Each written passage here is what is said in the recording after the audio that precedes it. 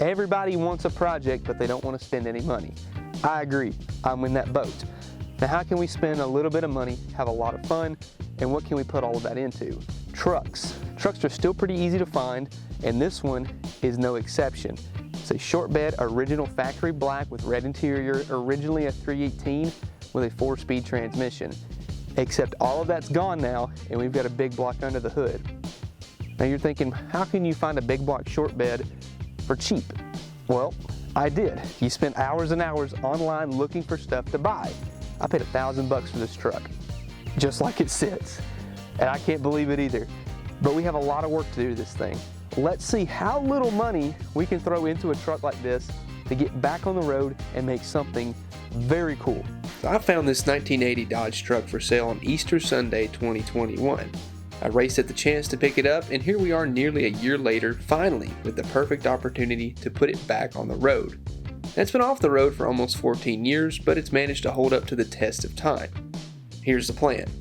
Ditch the old junk engine, use the 400 I recently assembled in a previous video, and stuff it in here for ultimate budget shop truck status. The engine was going towards my 1965 Dodge Monaco, but I felt it was better suited here. Plus, it's hard to beat a big block truck. Stick around to the end of the video and see the insane transformation this rig goes through. It's true, I found this truck on Facebook for $1,000. And you can see it's got some quirks about it. It's not the best truck in the world, but it's a factory black truck, and it's actually very clean besides a little bit of rust right here. Not a whole lot, but still it's something that isn't going to deter us from having a very cool truck at the end of the video. Now the paint definitely needs some attention, but I think we can buff a lot of that out. These giant ugly mirrors, don't like them. You can see inside here, there's a third pedal. Original manual transmission truck, Granny Gear 4-speed, but with red interior. Now the seats have some cigarette burns in them, the dash is cracked, but that's okay. We can fix a lot of that stuff. The door panels, use some repainting here, but a very nice truck overall. You can see we've got the big block manifold, so they took a big block out of a truck, I'm assuming. We'll get under the hood in just a second. We have some good stuff already. We've got a Hurst Promatic 2 shifter, so that'll make it a little bit easier to hook everything up. The truck is very rust-free. Not a whole lot of issues at all. I mean, you can see down in the rockers, everything's very clean. The cab corners are nice. I think there's a couple spots in the floor. Nothing crazy, but typically you see them rust out right here in the corners of the doors. Nothing bad yet. So I say this thing is very, very clean. Again, the only real rust is just right in here, but they all do that. Literally every truck that I have of this model has that rusted out. But what's cool is, I mean, it's got, I don't know if it's factory, but it has the sport bumpers on the rear. That's a hard set of bumpers to find. Nice straight bumpers, straight body. Somebody took care of this truck. I mean, it was sitting outside for basically all its life, but it's still nice. It's very rust-free. I assume it doesn't have a whole lot of miles on it, and we can clean this thing up, make it look a whole lot nicer than what it is. Somebody took the time to do a proper big block swap, but something happened. Something not very good. Under the hood, we have these cylinder heads and intake removed. That's how I bought it. I don't really know what the issue is. I was told that something went wrong with the heads, so they pulled it, and here it sits. So the engine is basically trashed. You can see inside there, it's ugly, very ugly. I'm not even going to attempt to mess with this engine. We've got something in the works that'll make this thing a whole lot easier and a whole lot nicer to put together and have a good running truck. My assumption on this truck is that somebody actually found an original big block truck and took all the parts out of an original truck and stuffed it into this short bed.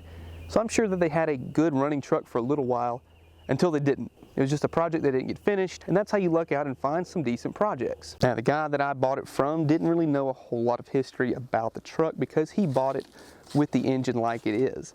He didn't have the cylinder heads, and he just said, I really don't know what else to do with it. And unfortunately, due to health concerns and health issues, he was unable to work on it. And that's how I ended up with it. So that's the thing about sometimes you can find a good deal on a project that someone has started on but can't finish.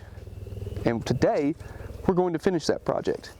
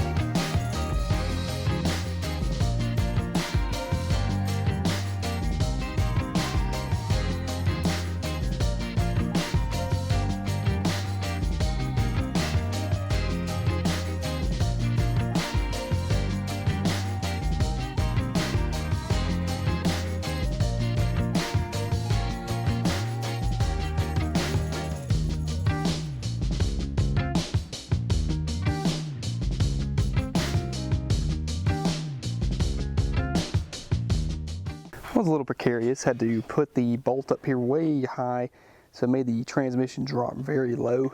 Kind of hard to do without the heads on the intake, but we got it out. Now, a few things that we see about this engine is probably looks like it was rebuilt. I don't know if these are factory pistons or not.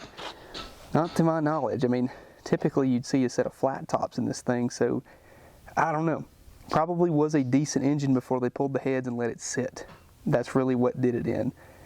But I'm going to take a few things off of it. One, the transmission fluid looked brand new. So we're going to take the pan off and see how the filter looks inside of it.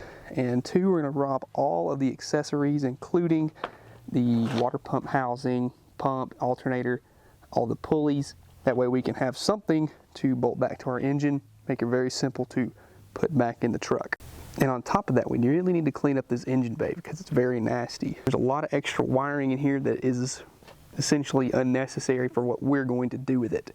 So we're going to get some degreaser, spray it down, and pressure wash this again, just like we do in every video it seems like.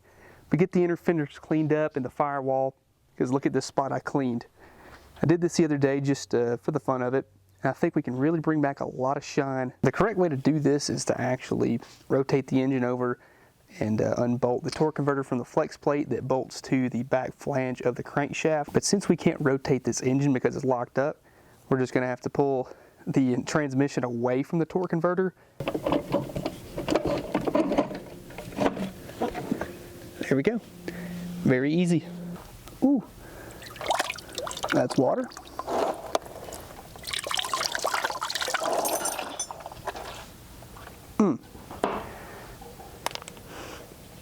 Yep, straight up water. There's the oil.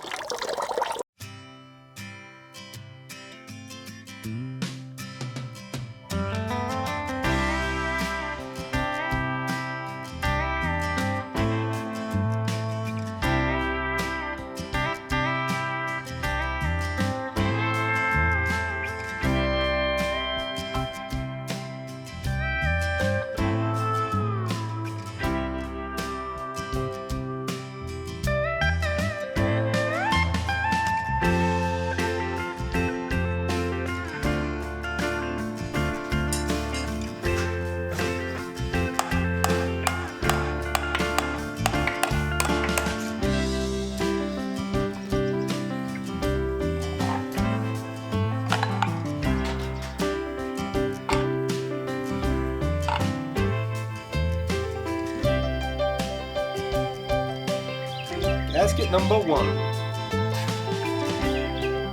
And gasket number 2.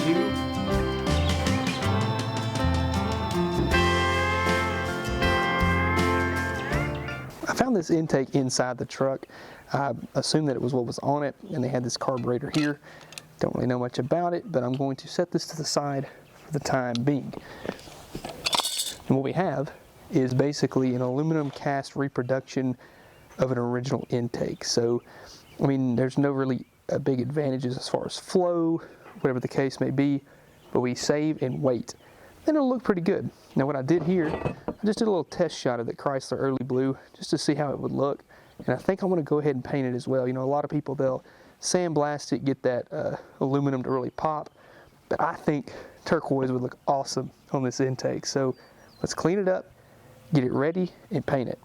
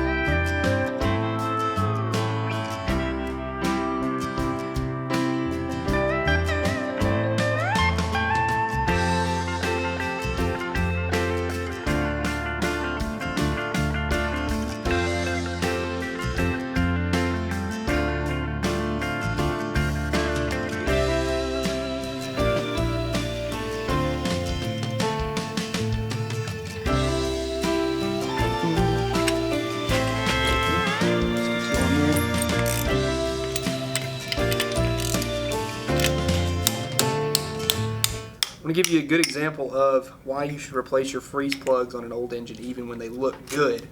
So I had one that had a hole in it, but it looked like this on the outside. Everything else looked fine, except when you flip it over. That's a lot of heavy scaling that would eventually lead to it getting so bad that it would break through. So even if it looks good on the outside, it's not a bad idea. I mean, I paid $8 to buy all new freeze plugs for the cylinder heads. Well worth it to replace. I like this black super weather strip adhesive to put on the outside of these freeze plugs just for a little bit of extra insurance, because these blocks are cast. I mean, they're not going to be perfect and exact to every single spec. I put this on the outside, and that kind of will fill in the gaps and make sure that it doesn't leak.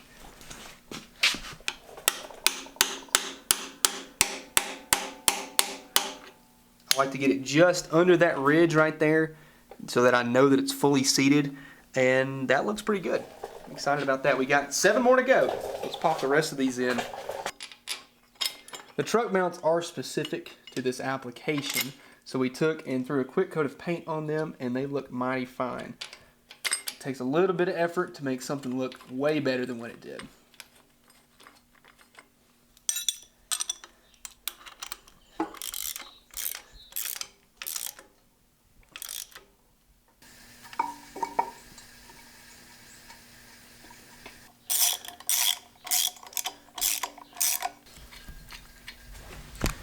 So this just lays like so. Hold on. Why are you not cooperating? This is intake, yeah, the valve cover gaskets that I put on. It's getting in the way. Well, this intake gasket is a testament to no matter how many times you do something, you're probably going to make a mistake. You can see here I have the old valley pan right here lined up on top of the new valley pan. You can see the difference here. I have this side lined up, but this is a difference in the raised deck and the low deck big blocks. So don't do like me. Make sure you have the right information typed in when you order your parts. So it turned out to be a good thing that I actually bought the wrong intake set, because the old one did not have the heat crossover blocked off. Now this is the portion right here that I'm talking about, and what that is supposed to do, exhaust is recirculated up through the intake manifold to heat up the air-fuel mixture quicker.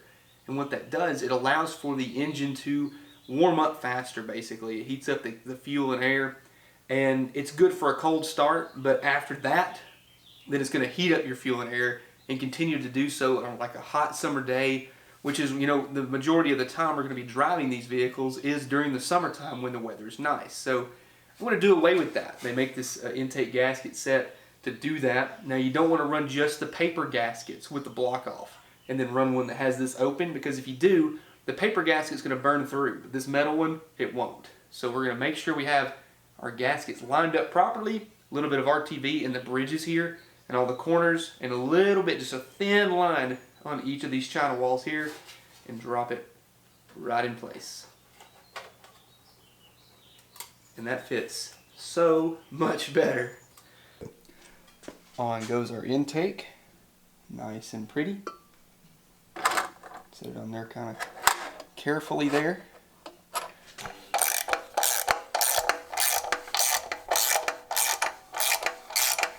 Whoa, Dylan, why do you got the valve cover off and the rocker assembly off? Well, as a few of you noticed in the last video, I forgot to put in the valve seals.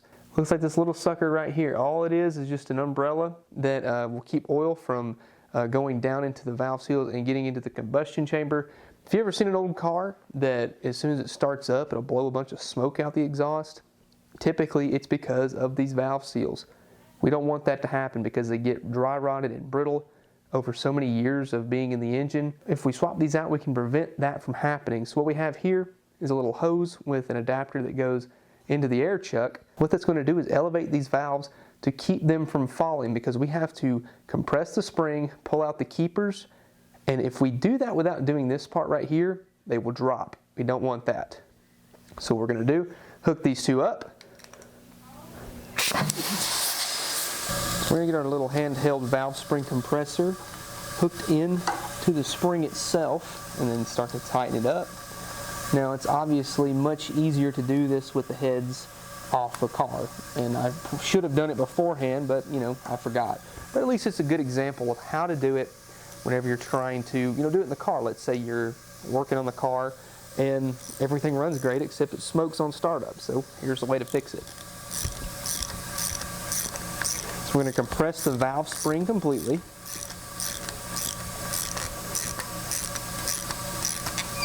All right. Now, what you'll notice is, well, heck, it didn't give way. What we're going to do is just do a little tap, baby tap. Doesn't have to be crazy, no He-Man here.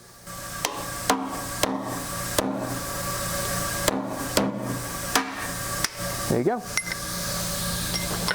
Now, there are two small locks you can see right here that go and hold the valve spring in place against the valve. Now push down on this, and there's a groove that the valve is cut into. So we're going to pull those out of that groove. There's one. And sometimes it's easier to do it with a magnet, but you know, I just do it by hand. And there's two. Be very careful not to drop these. Another little tip, drop some paper towels down in here where the drain goes back into the lifter valley, so you don't drop them down in there, because then you'll have to start taking stuff apart to get them out. Then we can take the valve spring off, and this one's a lucky one here, looks like. The other ones have fallen completely off and just disintegrated as soon as I took them off. Oh, look at that, it just broke. It just fell apart. That's why we're replacing these. A lot of these have come off in pieces. But this one was still intact, but it was on its way out. So we can get the rest of this off. And there you go. See, there's a broken valve seal. That's not good. But the good thing is we have a replacement to go back on. Drop that back in its place, all the way down, let it seat. Drop the valve spring in. And something to note is that these locks are actually tapered. You want the taper to start going upwards, so the thick side goes to the top, because as the pressure is applied when the spring is decompressed, it's going to push against this lock. That lock is going to basically push outward. If you put them in upside down, that's not going to work. I'm going to push down just a little bit, drop in one, do the same thing on the other side. All right, then pull up on the valve spring just so they don't fall out.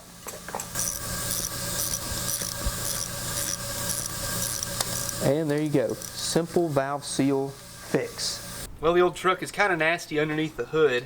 We've got a lot of wiring that is completely unnecessary. I don't know what a lot of this stuff goes to, and we're going to try to get rid of that because we can simplify this wiring because of our ignition system is going to be a performance distributor, DUI brand distributor that we're going to be using for this truck. So all these like extra modules and ballasts and whatever this diagnostic connector is for. I mean, this is an 80 model. I can pretty much run diagnostics on this with my ear and a screwdriver. So we're going to get rid of all of this and clean up all this over here. We're going to get rid of that coil there. And so what they did, they had a small block, so they had to do a bunch of wire extenders down here, those little red clips, because the distributor's in the back, and they had to extend wires to the front and all this extra stuff they had to do. I'm sure it was working fine, except it's really ugly. So we're going to fix a lot of that. And, you know, the brakes work. They do have a pedal still on it, but I do need to go through the brakes just to make sure that they're nice. And, you know, maybe while we're here, just swap out the master cylinder and clean up stuff. Just make sure the paint looks nice. We have a combination of cleaning detergents and such. We have some Dawn dish soap and a Scotch-Brite pad.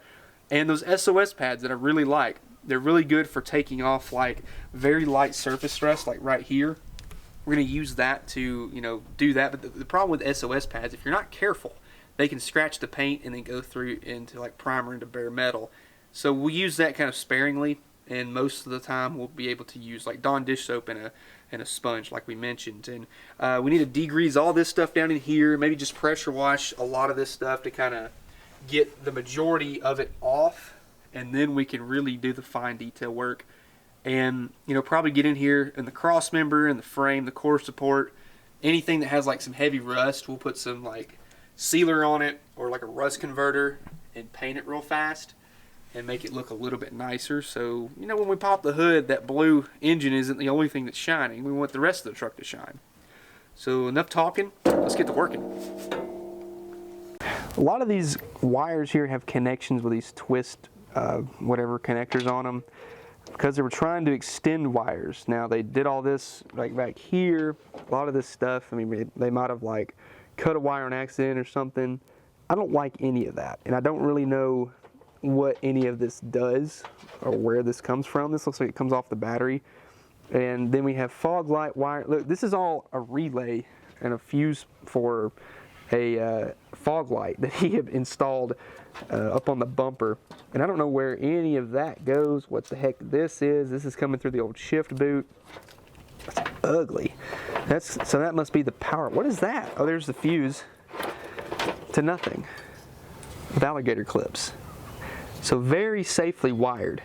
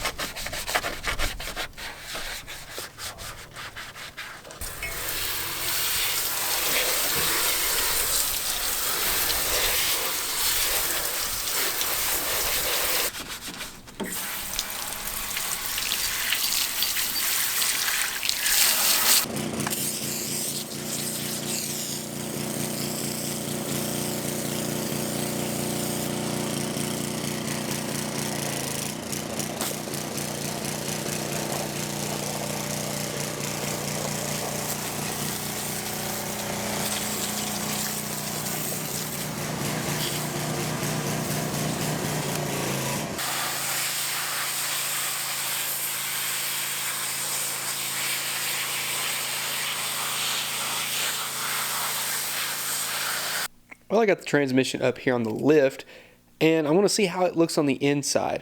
Now, whenever I pulled the engine, the fluid honestly looked brand new. It was nice and red, so that's a hopeful sign.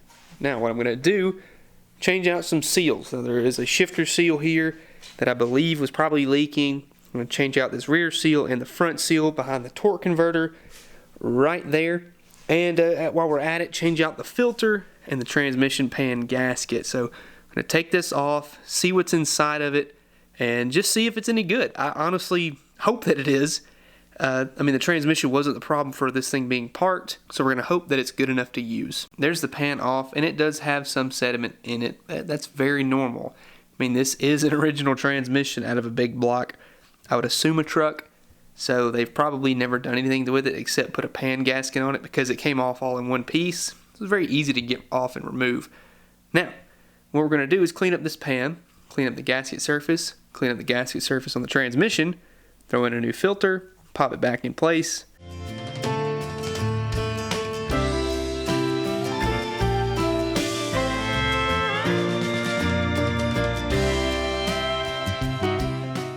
converters, let's talk it. I bought this one for like 200 bucks at a swap meet. It says new right here. Don't know how new it is, but I looked it up and it's a $500 torque converter new. I mean, that's a lot of money. This is a TCI Saturday Night Special torque converter. It's supposed to be rated around like 1800 to 2000 RPM, and that's going to be perfect for what we're working with. I mean, this is just a cruising engine right here that will hopefully blow the tires off of this truck out here. But you know, we're going to pop this in, use this, and it should be right perfect for our cam range for the low end, at least, to get that thing out of the hole and get it going. So, and especially being, you know, a little bit tighter of a converter, so it'll help out in the long run for fuel efficiency and fuel economy, because we need that right now. So again, a TCI part number 141500. So let's pop this thing in and see how it looks. And there you go. Fully seated torque converter. Ready to go. We were trying to figure out what to do underneath the hood in the engine bay to figure out how to make it look a little bit nicer on the truck. And we did clean it up and pressure wash it. We have one more step just to give it that extra little bit of edge. We have some Poppy's Patina clear coat. So this is some wax and grease remover on this side, and then some wipe-on clear coat that's gloss. So whenever we actually do the outside of the truck, it ought to make it look, you know, pretty close, because back in the factory they didn't really try to finish underneath the hood as much as they did on the outside. So we're going to use this wipe-on gloss and make it look a little bit better than, hopefully, than what it did from the factory. Now, it's not going to be perfect because there are some scuffs, a couple rust spots, but overall it's going to look a lot better. And that's what this is for. If you have a truck with patina on it, this is supposed to help it out. And apparently this can right here can do a long bed C10. So we have just enough to do the entire truck if we want to. But I specifically want to test it out underneath the hood and see how much better we can make it look. We're going to take their wax and grease remover, and they supply a bunch of rags here in a pack, so you can use this to kind of get all of that off of here, because you want to have a good clean surface for their clear coat to adhere. So we're going to do this on the entire engine bay. I mean, look, we pressure wash this and buff this, but still look at all the stuff that's coming off of it. And that's a lot of nasty dirt and grime that's going to be in your clear coat. And we don't want that at all. So this will help clean it up. And then once we get to the point of clearing, it's going to look way better.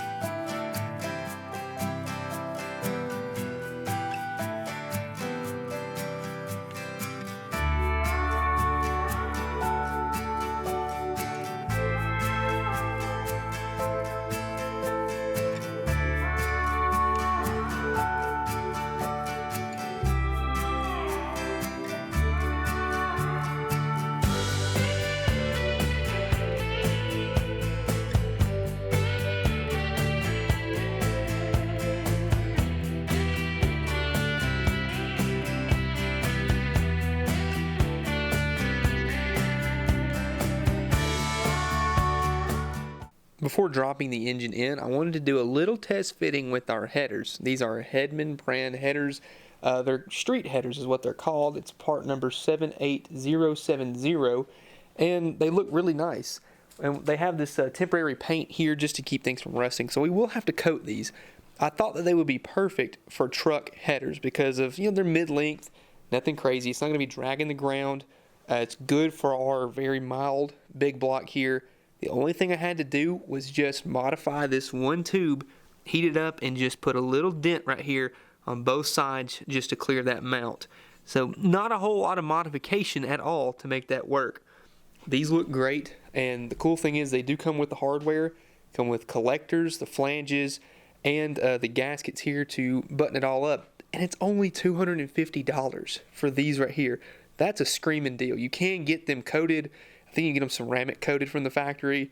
I like the black. I'm going to paint these black anyway. Now that we have everything full of oil, we want to prime the system. We do that very simply with this rod right here. This is just a length of hex rod. I think I bought it from Mopar Performance, like on Summit Racing. And what it does, it'll engage the oil pump, which is way down here, because the pump's external on this one. But that rod just goes right where the distributor sits. You take the cam gear out, and then you put this rod in its place. We have it hooked up to this drill. We're going to spin it the same direction that the distributor rotates. So as we do that, we should be able to see oil pressure build up back here. I've rigged up this gauge so we can kind of watch things happen and just ensure that we do have some kind of oil pressure, and we'll see oil actually come out of these rockers here. And while we're doing this is so that way when the cam break-in procedure occurs, we know that oil is already filled up with these rockers and oil is already going to be right at the lifters when the cam break-in happens. Because oiling and zinc additive for a flat tappet cam is crucial. So I'm going to set up the camera, let you guys watch and see everything happen. Alright, I'm going to watch our gauge here and just watch for oil pressure to come up while I spin it counterclockwise. We'll go slow at first.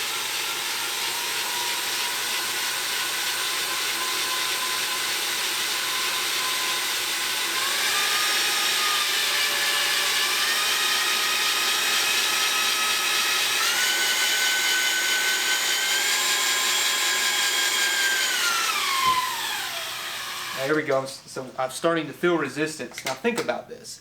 If you did a break-in on a cam, this thing is spinning a lot faster than this drill is, but that's like a couple seconds worth of the engine being completely dry. No oil pressure at all. That's pretty scary, especially when you're dealing with things that need to break in to have proper lubrication. Now we have oil pressure. This line filled up, and you can actually feel resistance against this as the pump turns. So now that there's resistance, it might be hard to see, but pressure is building up now. I'm going to rotate the engine just a little bit. Start to get things to move around. Oh, there we go. Look here. We struck oil. Hey, whoa, there we go. Now, as you can see, there's oil in every single rocker assembly now. So that means this entire tube here, this rocker shaft, is full of oil and ready to go. Now again, like I said, we will do this before we actually fire up the engine for the first time. But now we know it's basically like as if the engine, had an oil change. There's still oil up in here, things are lubricated. But now we don't have to fight, because those first couple seconds, like the first 30 seconds, is probably the most crucial in a cam break-in. If you don't see things oiling, it's going to get bad. It's going to get very ugly. But you can see all these rockers are ready to go. Nothing looks like it's gummed up or stopped up. All clean oil. It's a very good sign. So just a little bit of time, a little bit of effort ahead of time can really save you some money down the road.